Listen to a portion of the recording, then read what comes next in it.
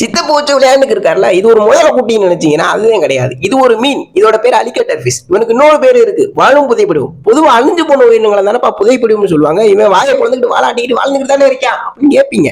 இவன் டைனோசர் காலத்துல இருந்தே வாழ்ந்துகிட்டு இருக்கானா, அதனாலதான் இவனுக்கு இப்படி ஒரு பேரை வேற வச்சிருக்காங்க. இவனோட மூஞ்சி பார்க்க அலிகேட்டர் முதல்ல மாதிரியே இருக்கனாலதான் இவனுக்கு அலிகேட்டர் ஃபிஷ்னே பேர் வச்சிருக்காங்க. இவன் ரொம்ப பெருசா வளருவானா, கிட்டத்தட்ட 10 அடி நீளம் வரைக்கும் வளருவானா கெடாப்பைய. இந்த மீனோட செதில்கள் ரொம்ப கடுமையா இருக்கும், ரொம்ப ஸ்ட்ராங்கா இருக்கனால பல காலத்துல பல ஆயுதங்கள்ல இந்த மீனோட செதில்களை பயன்படுத்திருக்காங்க. இப்ப கூட பல ஆராய்ச்சிகள் போயிட்டு இருக்கு, ஃபுல் அண்ட் ஃபுல் கிளாஸ் தயாரிக்கிறது அப்படின்னு நிறைய ஆராய்ச்சிகள் போயிட்டு இருக்கு. அப்புறம் அந்த மீனுக்கு ஒரு நுரையீரல் மாதிரி அமைப்பு இருக்கனால இது ஆக்சிஜன் கம்மியா இருக்க இடத்துலயே வளருமா. இந்த மீனை சாப்பிடலாமான்னு கேட்டீங்கன்னா சாப்பிடலாம், ஆனா லட்டுல வச்சு நினைச்சா தாசுங்கிற மாதிரி இதோட முட்டை விஷத்தன்மை வாய்ந்ததா, முட்டை எத்தினா செத்து போயிருவீங்க.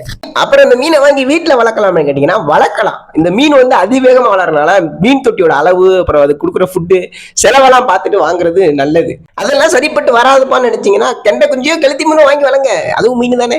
இந்த தகவல் பிடிச்சிருந்தா நம்ம வீடியோக்கு ஒரு லைக் போட்டு மறக்காம சப்ஸ்கிரைப் பண்ணிக்கிறீங்க. அடுத்தடுத்த வீடியோல பார்க்கலாம்.